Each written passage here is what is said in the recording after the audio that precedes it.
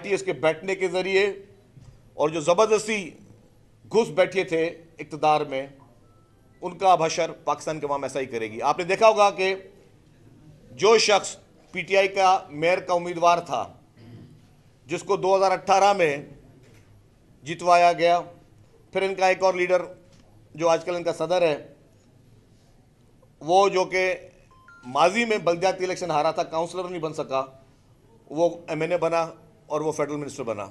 इस तरीके से ही जो उनका मेयर का कैंडिडेट था, वो एक यूनियन काउंसिल नहीं जीत सकता, वो उनका MPA बना हुआ है और वही शख्स उनका जो है पार्लिमानी लीडर बना हुआ है।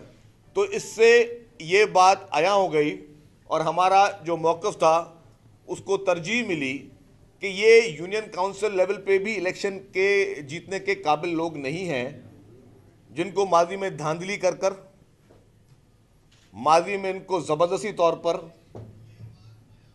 एक पॉलिटिकल इंजीनियरिंग कर कर इन लोगों को जितवाया गया। इनके पास जाली मैंडेट है। ये लोग किसी भी सूरत में लायक नहीं कि असेंबलियों में बैठे।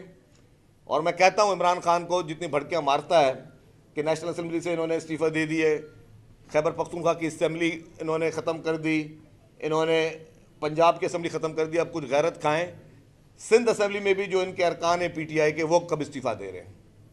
इमरान खान थोड़ी गैरत खाएं, थोड़ा अपने बयानिए को और स्ट्रॉन्ग करें और फौरी तौर पर PTI के सिंध असेंबली के मेंबरान को कहेंगे वो भी इस्तीफ़े दें, ताकि फिर वहाँ पे बाई इलेक्शंस हों और फिर पता चलेगा कि अब आपका मैंडेट कहाँ पे बैठता है। जितने भी अभी इस्तीफ़े नेशनल असेंबली में अप्रूव हुए हैं, उनमें बाई इलेक्शन होंगे। हम इनका एक एक सीट पर मुकाबला करेंगे, हर सीट पर इनका मुकाबला करेंगे और इंशाअल्लाह ताला इमरान खान के जाली बयानिए को इबरतनाक शिकस्त आइंदा नसीब होगी, क्योंकि पाकिस्तान हम सब के लिए रेड लाइन है। ये मुल्क बुजुर्गों की कुर्बानियों से बना है। इस मुल्क को के खिलाफ साजिश करने की किसी को भी किसी कीमत पे भी इजाज़त नहीं दी जा सकती। सियासी इख्तलाफात होते हैं, हमने भी किए हैं। सियासी तौर पे आप इख्तलाफात रख सकते हैं। आपको अगर कुछ सरबराहों से इख्तलाफात हैं तो वो भी आप जो है सियासी तौर पे, अगर आपके पास कोई जवाब है तो आप कर सकते हैं।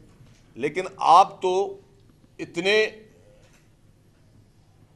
मैं समझता हूँ कि खुदगर्ज इंसान है, इतने एहसान फरामोश इंसान है कि जो आपका सियासी डैडी, जो आपको सियासत में लेकर आया, जिसने आपको इक़्तिदार की कुर्सी पे बिठाया, जिसने आपको इलेक्शन जितवाए, आज आप उसके खिलाफ ना सिर्फ पाकिस्तान की मीडिया पर, पूरी इंटरनेशनल मीडिया को आप उल्टी सीधी बातें कर रहे हैं।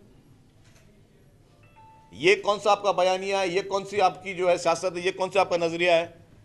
अगर आप में इतनी थोड़ी गैरत है इमरान खान साहब, तो BBC को या बाकी बड़े TV चैनल तो उनको बताएं कि आप इक़्तिदार में कैसे आए थे, आपके लाहौर में जलसे किस तरह कामयाब करवाए गए थे, आपके लिए किस तरह मेंबरान को धमकियां देकर या फ़ोन करके ज़बरदस्ती तौर पे लोगों को शामिल करवाया गया था, आपके लिए किस तरीके से जहाज़ भर भर के लोगों की वफादारियां तब्दील की गई थी। ये पाकिस्तान की तारीख में 2018 का इलेक्शन एक स्याह बाब है और उस स्याह बाब का बेनिफिशरी और अहम किरदार सिर्फ इमरान खान था और उसी ने ही इस मुल्क में ना सिर्फ सियासत को आलूदा किया, हमारी नौजवान नस्ल को आलूदा किया, लेकिन यहाँ पे पूरे माहौल को आलूदा किया।